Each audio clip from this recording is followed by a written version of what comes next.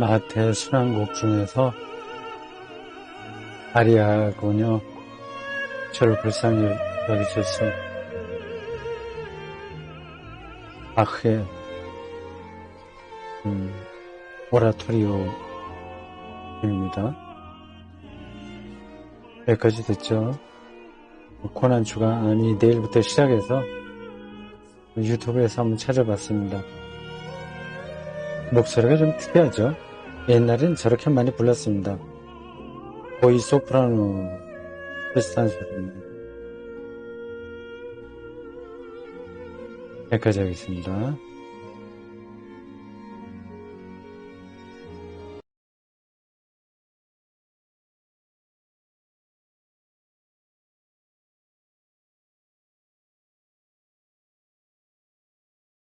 자, 이제 요거는 들어가겠습니다.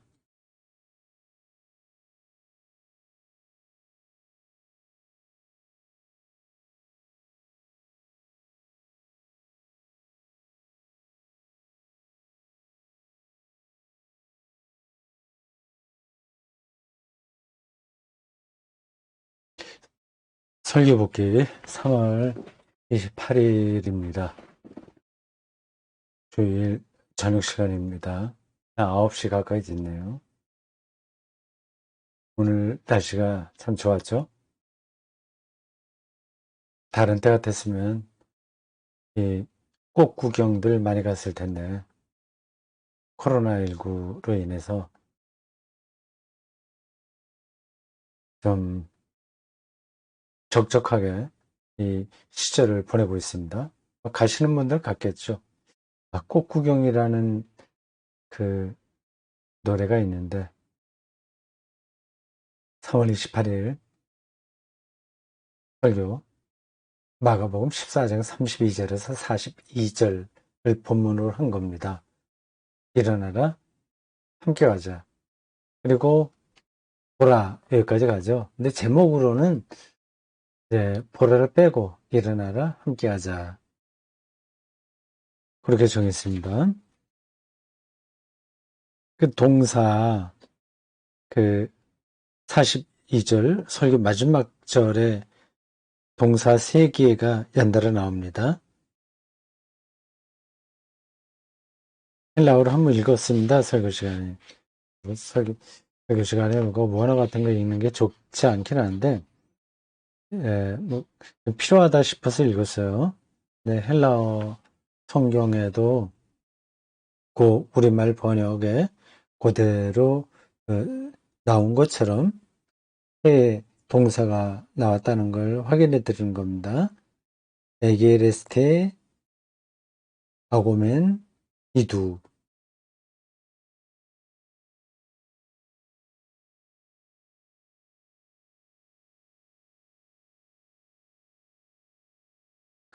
오늘 제가 여러분들에게 한 5가지 대목을 보충해서 설명하겠습니다. 바흐의 마태 순환곡 여러분들 화면에 보는 맨 위에 나온 제목, 무슨 노래를 들었으니까 지나가면 됩니다. 차례대로 일상의 과잉, 신앙과 모험, 예수의 낮아짐, 인간 문명의 이중성, 예수 제자의 생명 특권입니다. 순서대로 한 건 아닙니다. 설교 마지막 대목은 곧 맨 밑에 있는 그 소제목, 그건 맞아요. 맨 마지막에 간 겁니다. 예수 제자의 생명 특권. 나머지는 뭐 순서 없이 제가 시간이 모자라면 빠뜨리지 수도 있으니까 그러지 않기 위해서 먼저 하고 싶은 얘기를 위로 올렸습니다. 일상의 과잉이라는 소제목이 있습니다. 제가 설교 시간에 이런 표현들을 여러 번 했습니다. 근데 저런 얘기는 이제 그만둬도 될 것 같긴 해요. 근데 설교를 이렇게 작성하다 보면 그게 또 떠올라요. 일상의 과잉 문제가요. 그래서 여러 번 한 것 같습니다. 이제 설교 시간에 다른 설교에서 한번 했다고 하더라도, 그거를 뭐꼭 하지 말아야 되는 법은 없긴 합니다. 했던 이야기라고 하더라도, 그 설교 문맥에 따라서 또 새롭게 느껴질 수 있어요. 일상의 과잉, 이건 현대인들에게 아주 두드러진 삶의 현상입니다. 보통 뭐 열심히 산다고 하지 않습니까? 그거를 우리는 칭찬하죠. 또 그렇게 부추기죠. 이 일상을 열심히 살지 않으면 뭔가 크게 부족한 것처럼 느낍니다. 물론 일상은 소중합니다. 일상을 허투루 보내면 물론 안 되죠. 그 어떤 동양의 현자가 한 작은 동화 같은 이야기가 있습니다. 그분 이름 다 잊어버렸습니다. 제가 이 동화 같은 짧은 이야기를 하면 그 누군지 기억나는 분은 계실 겁니다. 어떤 나그네가 길을 가다가 밤새도록 길을 가다가 여명이 시작할 즈음에 호수에 도달했습니다. 바닷가에 도달했는지도 모르겠어요.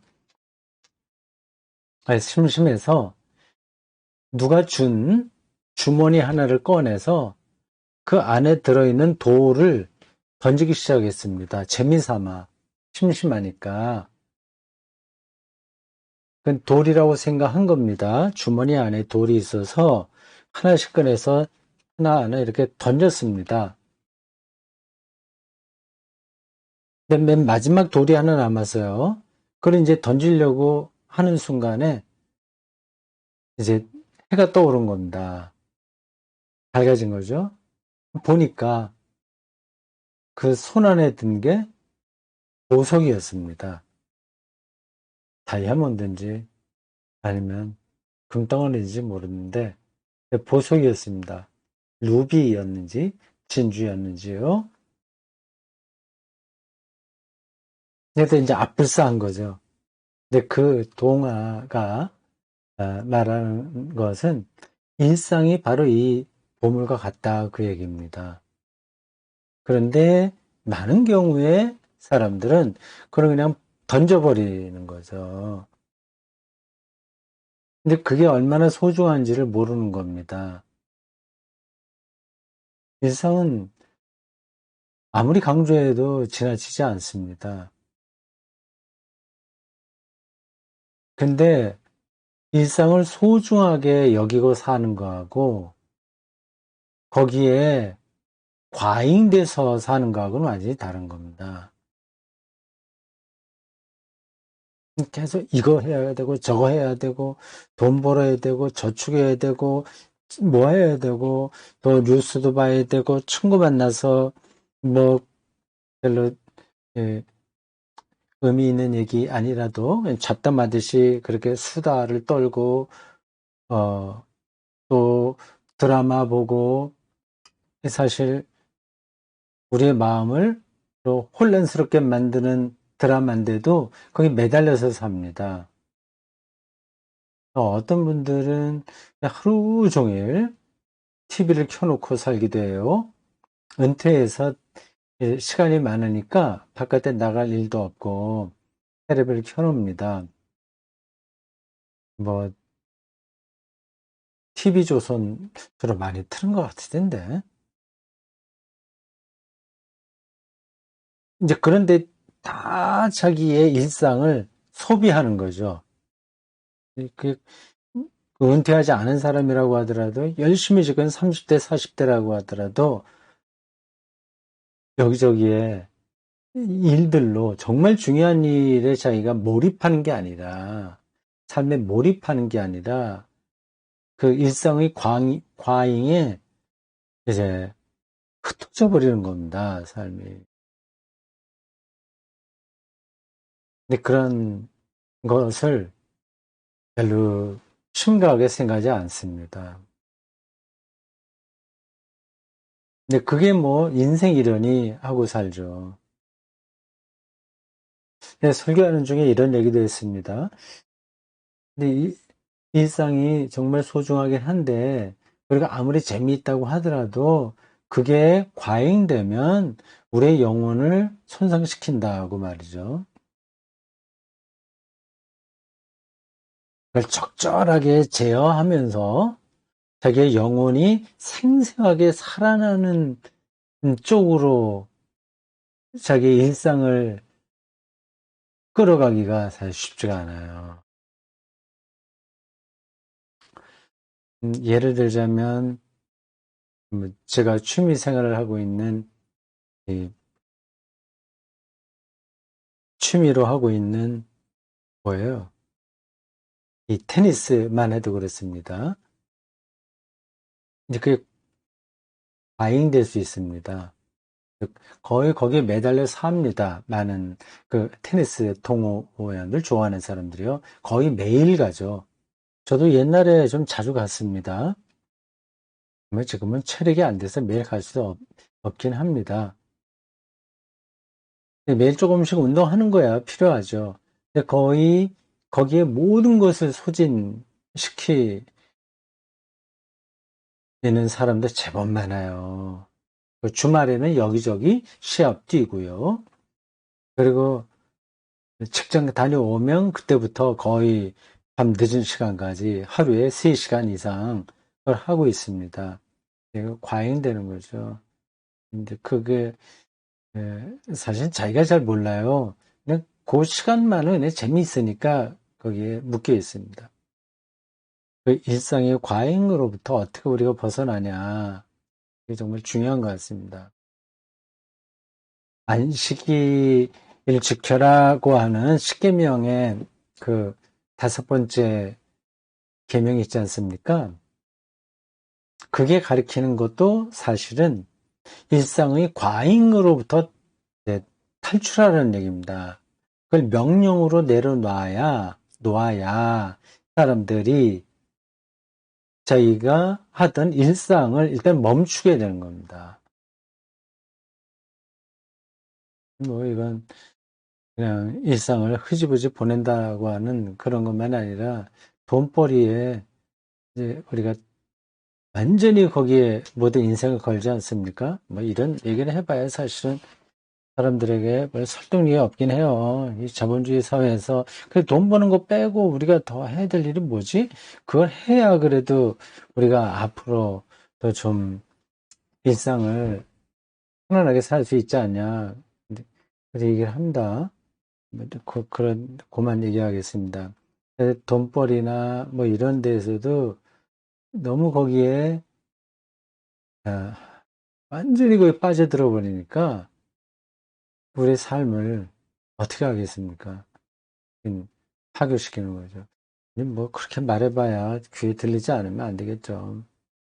그 독일의 그 한인 학자가 쓴 책, 피로사회. 그래서 말하려고 하는 게 그게 아닐까요?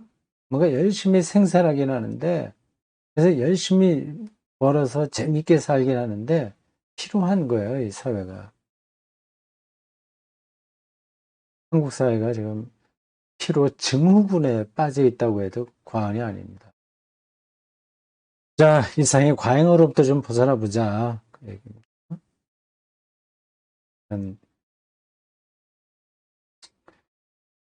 억지로라도 그렇게 할 필요가 있습니다. 이제 예배가 하나님께 영광을 돌린다는 본질적인 의미도 있으나 일상으로부터의 탈출이라고 하는 정신건강적인 면에서의 의미도 있습니다. 일단 내가 주일은 예배를 꼭 드린다. 그럼 그 시간만은 이제 다른 걸 안 하잖아요. 예배를 드리는 거죠.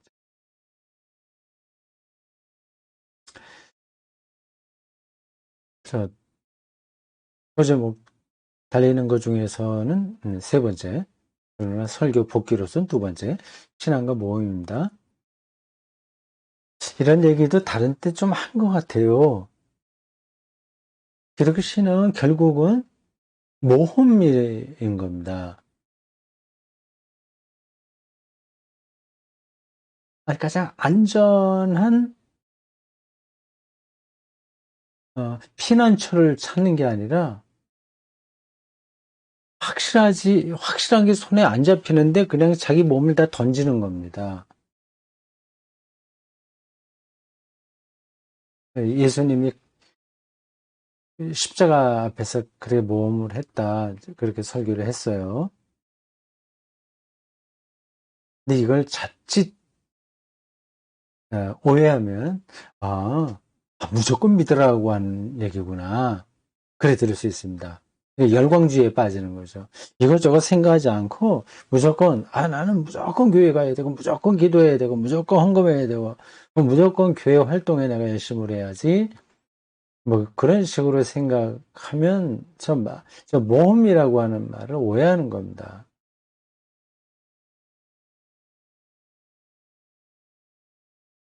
그리고 이런 부분도 있습니다. 우리 인생살이에서 모험 아닌 것은 없습니다. 아무리 자기가 안전한 길을 간다고 생각해도 다 그게 모험입니다.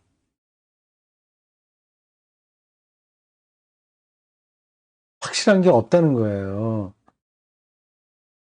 우리가 생각하고 있는 가장 행복한 그 삶의 설계를 생각해 보십시오. 그게 우리의 행복을 보장하는 게 아닙니다. 뭐, 평수 넓은 아파트나 아니면 뭐 전원주택,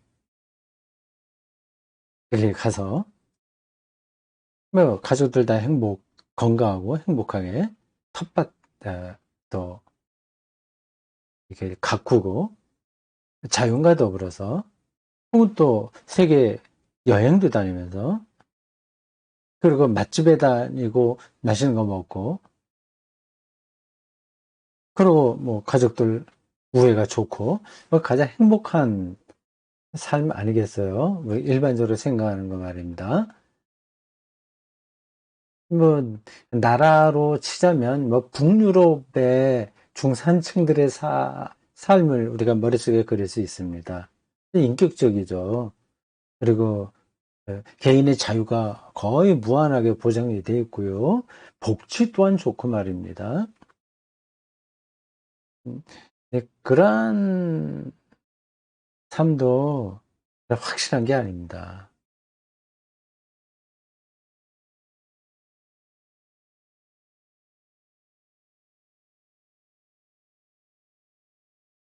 그걸로 우리 인간의 모든 삶이 완전한 데에 이르지를 못합니다. 이거 뭐 적당한 표현이 없나? 음, 아, 지난 설교에서는 에, 어떤 단어를 제가 썼는데, 아, 기억이 안 나니까 넘어가겠습니다.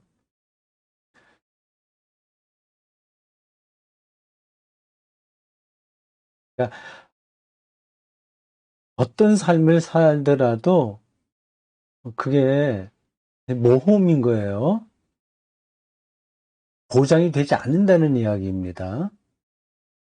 우리는 하나님에게 모험하는 거죠. 근데 일단 이런 말을 이해하려면 우리가 주워 들은 그 습득된 어떤 행복한 삶의 형태들, 그런 것들에 너무 이렇게 기울어지지 말아야 됩니다. 그걸 그냥 쉽게 얘기하자면 부러워하지 않아야 됩니다. 그 속으로 들어가게 되면 그게 허상일 수 있다고 하는 걸 알아야 돼요. 좀 더 노골적으로 표현하면 이렇습니다. 어느 고급 레스토랑이 있다고 합시다. 거기에 어떤 뭐 연인이 갔거나 아니면 가족이 갔거나 그래서 그림이 좋아요. 굉장히 포도주도 곁들여서 맛있는 식사를 하고 화이기애애하고 대화도 뭐 좋고 뭐 그런 그림이 있지 않습니까? 근데 그 안에서도요, 불안한 겁니다. 인간의 삶이라고 하는 게. 거기 어머니, 아버지, 뭐 자식들, 뭐 사위, 며느리 다 있다고 하더라도 속에 맺힌 게 있을 수 있어요. 그건 바깥으로는 안 나타나요.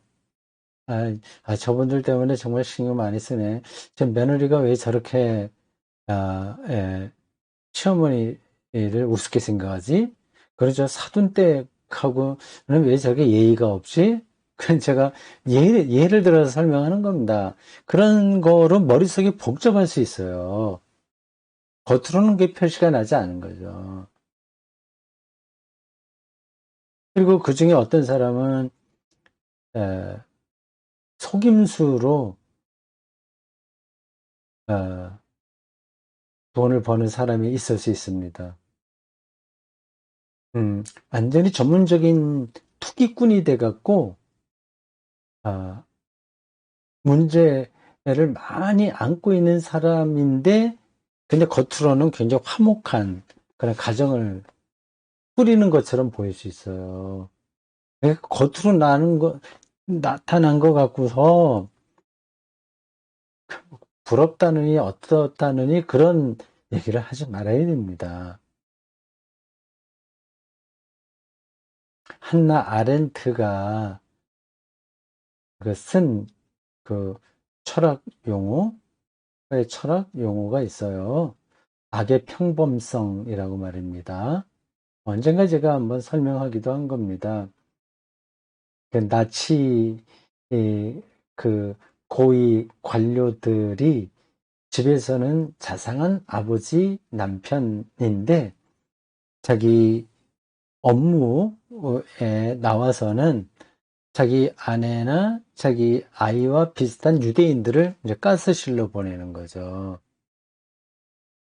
이제 그러한 가정들, 그러한 사람들이 함께 모여서 고급 레스토랑에서 식사를 하거나 아니면 어디 고급 클래식 연주회장에 가서 아주 교양 있게 음악을 감상하거나 어느 뮤지엄, 박물관에 가서 어, 그 어느 명화나 이런 거를 감상하는 것만 보고 야, 참 세련되게 사네. 이렇게 보면 착각인 거죠. 그렇습니다. 실제 그럴 수 있어요. 근데 우리가 TV나 이런 데서 감춰져 있습니다. TV도 그렇고 다른 부분에서도 그렇고 매스컴이나 이런 데서도 그렇고요. 우리가 실체를 보게 하는 게 아니라 허상을 많이 보게 합니다. 뭐 또 제가 설교하는 것처럼 되게 너무 이제 강조하는 것 같은데 또 다른 이야기를 끌어들여서 좀 길게 늘어진 것 같은데 무슨 말씀인지 아시겠죠? 어떤 정해진 행복한 그림은 없다. 아셔야 돼요. 성경은 하나님에게 받아들여지는 것이 절정의 행복이라고 이야기하고 있습니다. 나는 그게 옳다고 생각합니다. 그런 관점에서만 가난한 자가 복이 있다는 예수님의 말씀이 수긍이 되는 거예요. 가난한 자가 왜 복이 있냐? 그는 하나님만 의존하기 때문에 그렇습니다. 근데 우리가 행복한 조건이라고 하는 것이 많이 있는 사람들은 거기에 다 한눈을 팝니다. 근데 그게 없으니까, 어디 의지할 데 없으니까, 친구도 없으니까 하나님만 의존하게 되는 거죠. 그게 행복하다는 겁니다. 역설적인데 나는 옳다고 생각해요. 그거를 실질적인 거로 바꿔서 얘기하면 이렇습니다. 죽음을 눈앞에 둔 사람의 심정을 가진 사람만 행복하다. 그런 사람은 행복하다고 하는 겁니다. 가난한 사람은 늘 죽음을 앞에 두고 있는 거하고 비슷한 거예요. 더 이상 뭐를 어떻게 해볼 도리가 없으니까 다른 것에 대한 관심을 다 끄는 겁니다. 바로 내일 죽는다면 그럼 뭐 고급 레스토랑에 가겠어요? 무슨 연주회장에 가서 비싼 그 돈 내고서 그걸 감상하고 뭐 그럴듯한 뭐 어떤 걸 차를 사겠어요? 뭘 하겠습니까? 죽음 자체만을 이제 생각하는 거죠. 그런데 근본적으로는 이렇지만 우리가 이 세상에 두 발을 딛고 사니까 잘 안 돼요. 다른 것에 관심이 많이 흐트러져서 살 수밖에 없습니다.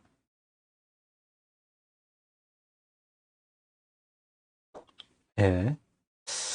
그렇고 밑에서 세 번째 예수의 낮아지심이라고 하는 제목을 보십시오. 그건 설교 앞부분에 나온 이야기입니다. 예수님이 제자들에게 아이고 내가 지금 죽게 됐다. 자네들 좀 정신 바짝 차리고 내가 기도하는 동안 깨어서 같이 기도 좀 해주시게나. 음, 죽을 지경이다 그렇게 얘기하지 않았습니까? 굉장히 인간적으로 나약한 모습을 보였어요. 음,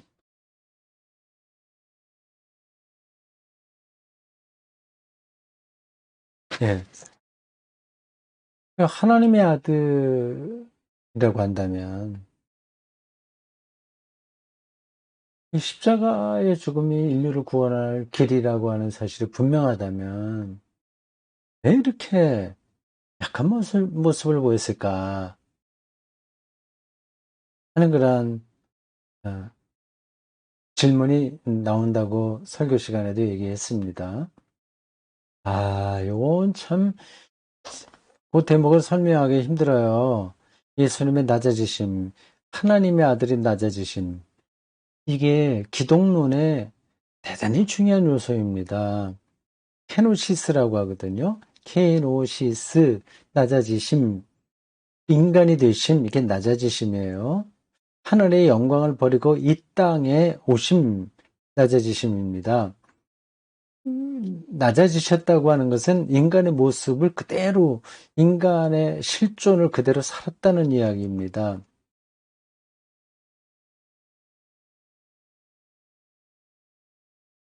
초기독교인들, 제자들, 그리고 그 뒤로 교부들, 그들은 예수님의 그 인성을, 낮아지심이 인성이라는 뜻이에요. 그거를 조금도 약화시키지 않았습니다.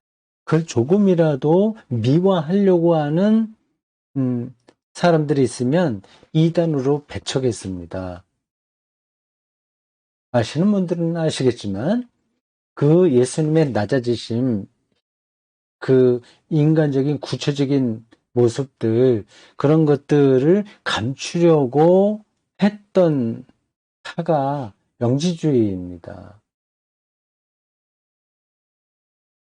그래서 결국은 그들은 가연설로 떨어지게 되죠. 어떻게 하나님과 본질이 동일하신 분이 이 땅 위에서 배가 고프고 외로워하시고 이렇게 지금 오늘 본문에 나와 있듯이 지금 죽을 지경이 됐으니까 나를 위해서 좀 깨어 있으라 이런 얘기 할 수 있냐. 그 얘기입니다. 논리적으로는 좀 맞는 얘기예요. 그들이 도달한 대답은 인간으로 나타나신 거는 진짜 모습이 아니라 가연이다. 그림자처럼 나타났다. 도케티즘이라고 합니다. 교부들은 그런 가연설을 이단으로 축출했습니다. 예수님의 낮아지심, 인성 이거를 조금이라도 약화시키는 것을 용납하지 않았습니다. 아주 잘한 거죠. 정확하게 예수 그리스도를 이해한 겁니다. 한국 개독교인들은 이 부분에서 굉장히 혼란을 느낍니다. 예수님이 우리와 똑같은 인간이었다고 하는 사실을 받아들이기를 주저합니다. 그런가? 아닌가? 근데 조금 아까 얘기한 영지주의 가연설에 되게 치우쳐 있습니다. 말로는 그렇게 안 하죠. 그게 이단이라고 하는 걸 알고 있기 때문에. 그러나 그들의 신앙적인 멘탈리티는 다 영지주의적 가연설론자들입니다.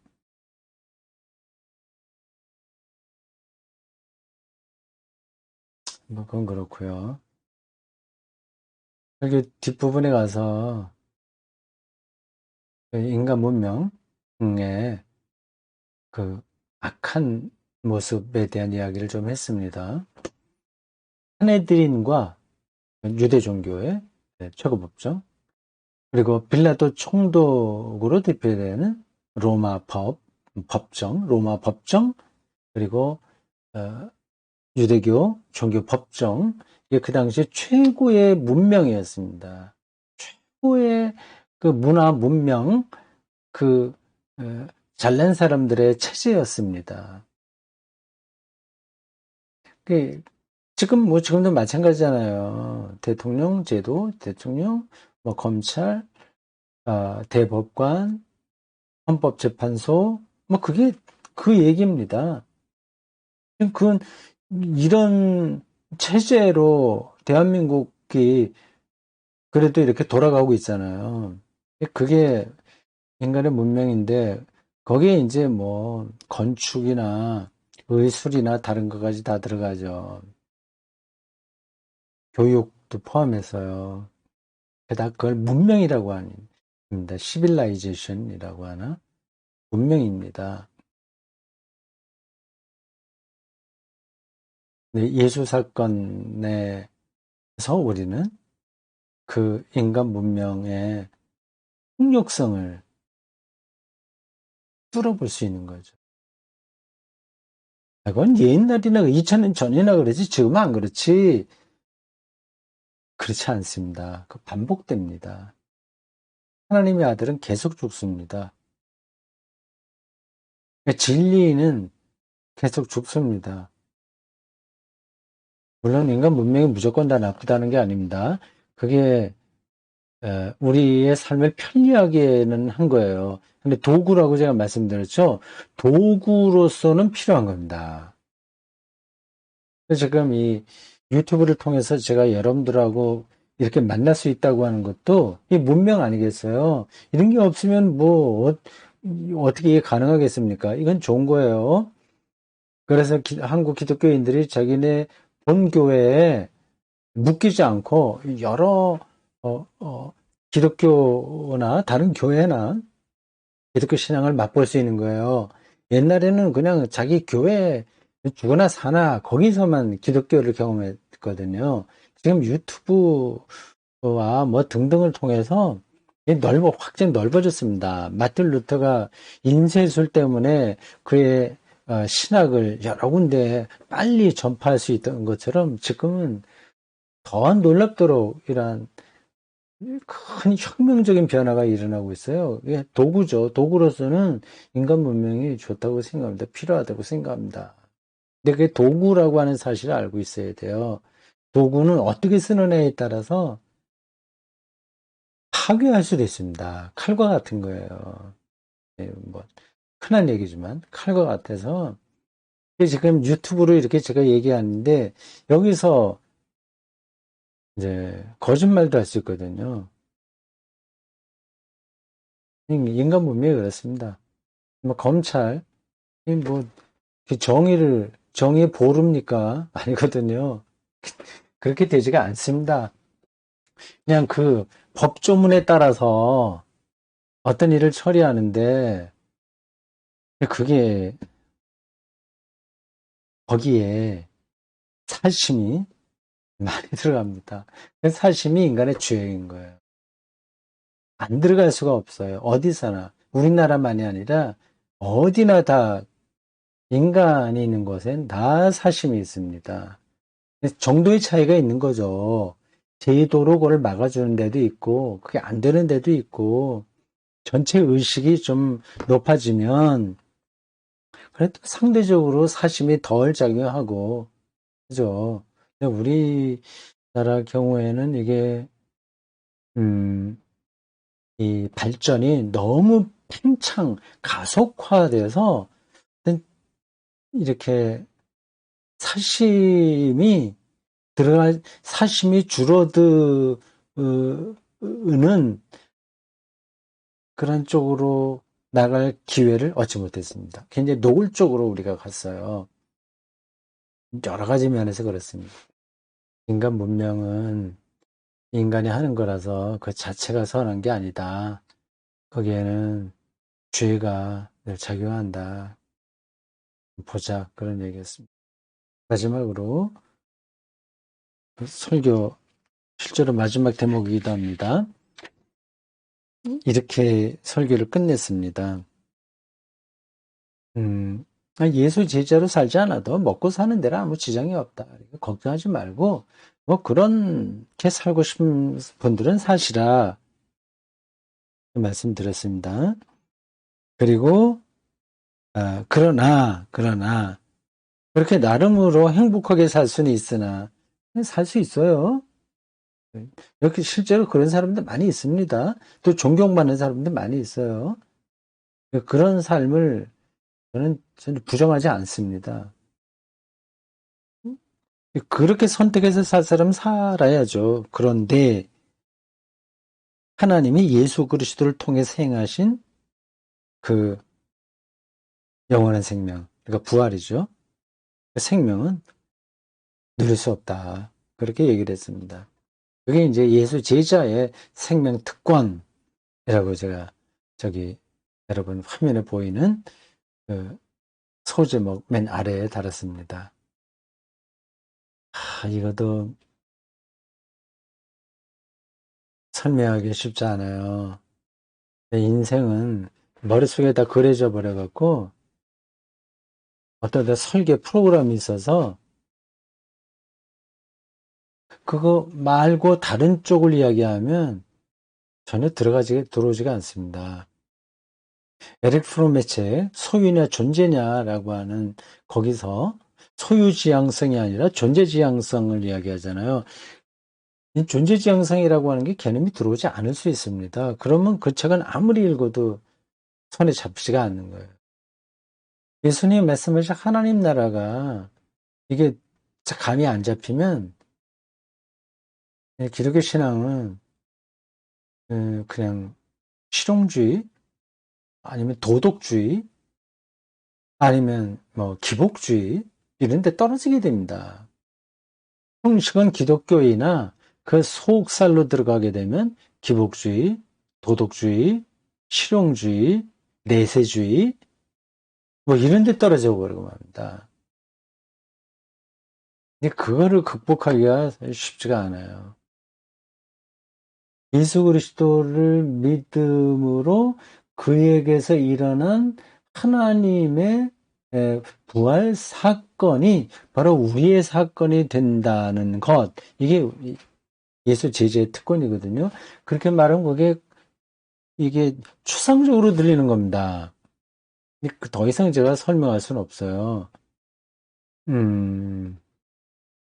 설명할 수 없는 건 아니죠. 할 수 있긴 있는데,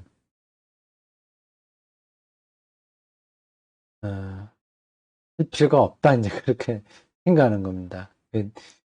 일단 그쪽으로 마음이 좀 간 분들이 아니면 들어오지 않기 때문입니다. 그래도 이제 끝내면서 제가 종종 비유적으로 혹은 예로 들어서 설명한 그걸 다시 말씀드릴 수밖에 없어요. 그게 가장 가까운 사건이니까요. 시 경험과 같습니다.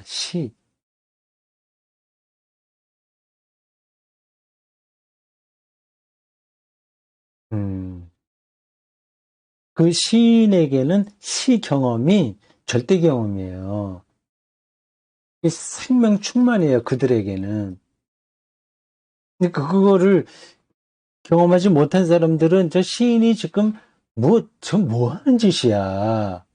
그렇게만 생각되는 겁니다.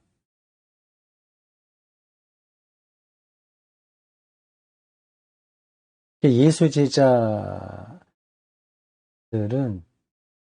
예수와 하나됨으로써 어, 하나님의 생명의 비밀, 그걸 느끼는 겁니다. 그걸 경험하는 거죠.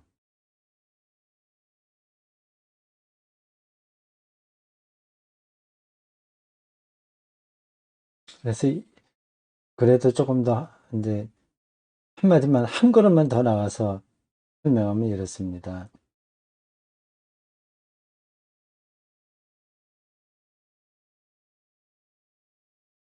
자기 운명에 어떤 일이 벌어진다고 하더라도 어, 절망하지 않고 이 상황에서 하나님이 어떻게 나와 함께 하는지를 느낄 수 있는 거예요, 그 사람은. 예수를 알므로써. 그게 최선 아닙니까? 인생에서?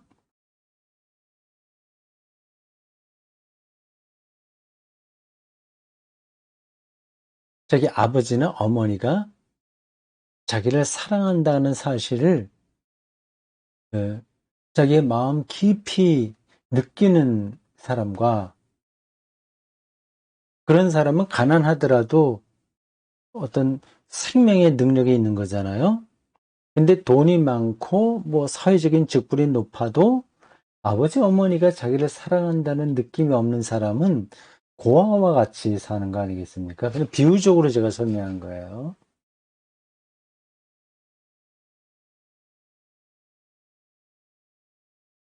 네, 그런 예수님의 일어났던